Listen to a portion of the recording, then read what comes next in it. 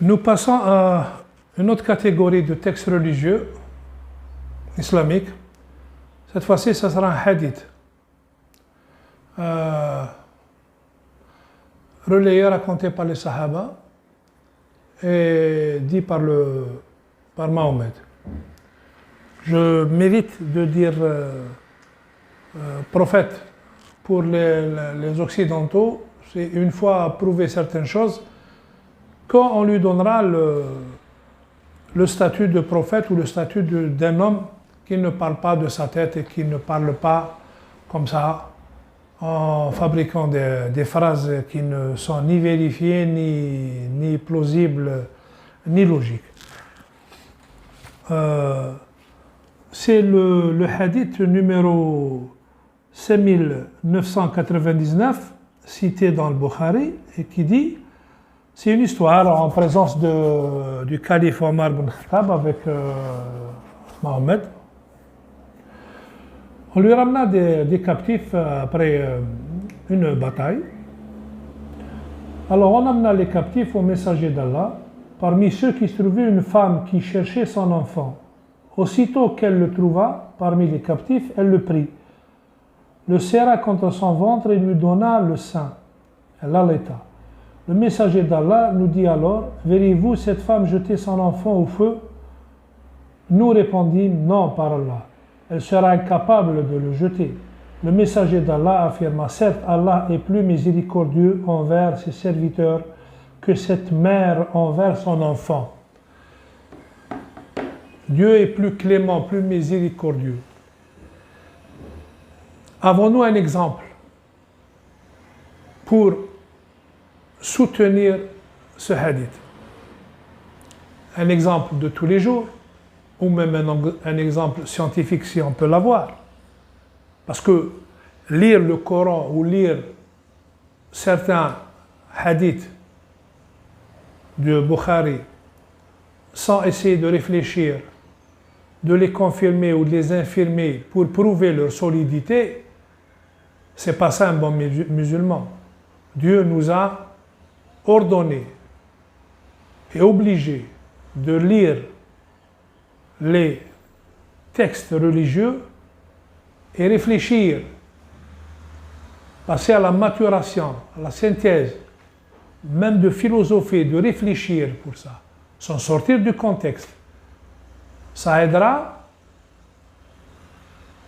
certains gens qui sont dans le doute, ou ça aidera à ce que nos amis, les Occidentaux en général, nous rejoignent et fortifier et rendre cette religion plus solide. Moi, une fois appréhendé par ce hadith, j'ai commencé à réfléchir. J'ai trouvé un petit truc qui prouve ou qui nous incite à réfléchir que des fois et souvent, une maman peut être moins indulgente, moins clémente, moins miséricordieuse envers son fils que Dieu. Un petit rappel de gynécologie obstétrique. Chez la femme, nous avons différents cycles. Nous avons des cycles de 21 jours, de 28 jours ou de 30 jours, de 33 jours. En fonction de son cycle, elle ovule. Après l'ovulation, le jour de l'ovulation, il peut y avoir fécondation s'il y a eu un rapport sexuel. Collage des deux gamètes. Du jour de la fécondation, qui ne peut se faire qu'après ovulation, tout dépend du cycle comme je l'ai dit, jusqu'au premier jour du retard des règles, pour que la femme commence à douter de sa grossesse, à penser qu'elle est enceinte, même du premier jour du retard. Il peut se passer entre 1 semaine et 15 jours, avant de faire le test de grossesse, avant de partir voir le médecin, le gynécologue et faire une échographie, ou même des tests plus poussés. Toutes les femmes vivent leur vie. Alors, Avant d'arriver au stade de blastocyste et le voyage de l'œuf dans les trempes pour arriver à l'utérus et s'implanter, il se passe 10 jours. Donc nous avons du jour de l'étape du zygote, la première division cellulaire à 2 cellules, puis au stade de morula, où l'œuf est formé de 16 à 64 cellules, c'est à peu près le 4e jour, ou après le stade de blastocyste à 200 cellules, vers le 7e jour, puis vient l'implantation, l'anidation dans l'utérus. Et là, il y a certains médecins, certaines femmes qui nous parlent de certaines douleurs au niveau du bas-ventre, certaines modifications, des faims accrus, une fatigue, une douleur au bas-ventre, précise ou imprécise. Même si on fait la différence entre les différentes douleurs, la douleur de l'ovulation, la douleur de l'anidation, la douleur des règles, la douleur des menstrues, ça reste flou. Parce que même si on va consulter pour ces douleurs, la femme va consulter pour une douleur très légère, tout en attendant d'être enceinte, et d'essayer de prouver que c'est une douleur à l'anidation, ou douleur à l'ovulation, ou carrément des douleurs menstruelles, parce que même si elle peut être enceinte, elle peut avoir des petits saignements, ça rentre dans le ridicule. Il n'y a aucune femme qui le fait. Généralement, toutes les femmes, pour ne pas dire toutes les femmes, attendent le retard des règles en faisant ses calculs. À partir du premier jour, elles commencent à s'inquiéter. Elles peuvent faire le test de grossesse ou carrément partir chez le gynécologue à partir du premier jour. Ça, c'est un peu courant, surtout de nos jours. Mais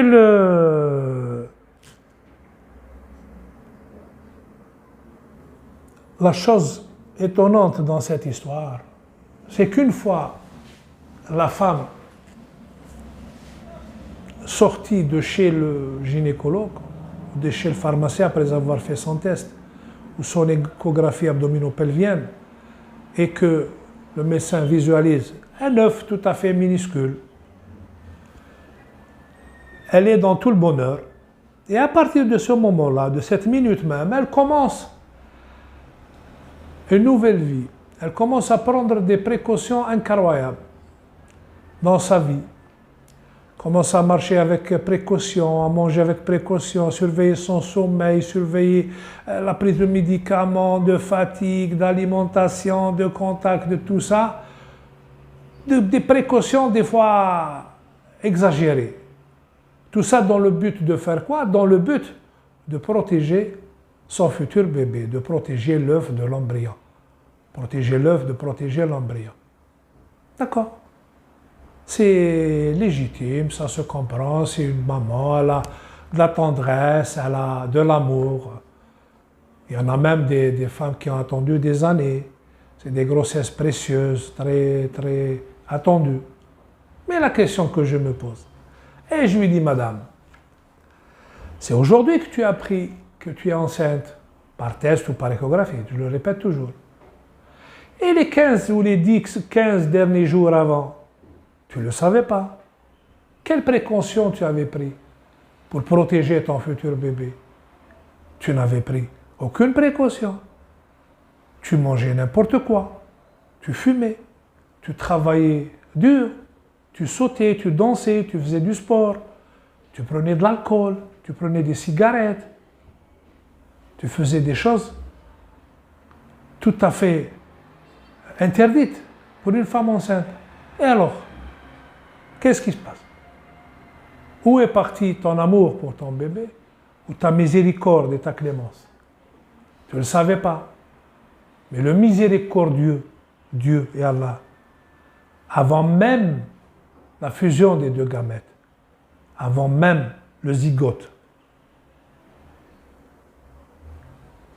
il connaît son existence, il connaît sa présence, il le protège, il l'a alimenté, il l'a guidé dans son voyage dans les trompes, jusqu'à l'utérus, l'aider à s'implanter à la nidation, l'alimenter, le protéger des saloperies et des choses des fois toxiques que la femme lui a administrées indirectement, bien sûr, sans le vouloir, par inconscience. Mais Dieu était présent, la force divine était présente. Pour les gens qui ne croient pas, appelez ça la nature. Mais une fois vous en aurez marre de tout nommer par nature, on en a marre de ces versions ridicules, un scientifique, un astrophysicien, un professeur en embryologie qui parle de nature. Qu'est-ce que c'est que cette nature? Quelle force a cette nature? C'est Dieu qui a guidé, qui a protégé, qui a alimenté, qui a chouchouté ce zygote, ce morula, cette morula, ce blastocyste, cet œuf, cet embryon, jusqu'au jour où il a remis l'information à sa maman. Et à partir de là commence le cinéma affectif, le cinéma que j'appelle le cinéma affectif, le cinéma de vie de tous les jours. Il commence de grandes précautions. Et là, toujours, je tiens à signaler que Mahomet, l'analphabète du 7e siècle, qu'est-ce qu'il connaissait à la nidation, la fécondation, 14 jours. Il connaissait peut-être 28 jours, 33 jours de cycle, et c'est tout. Mais ce qui se passait à l'intérieur,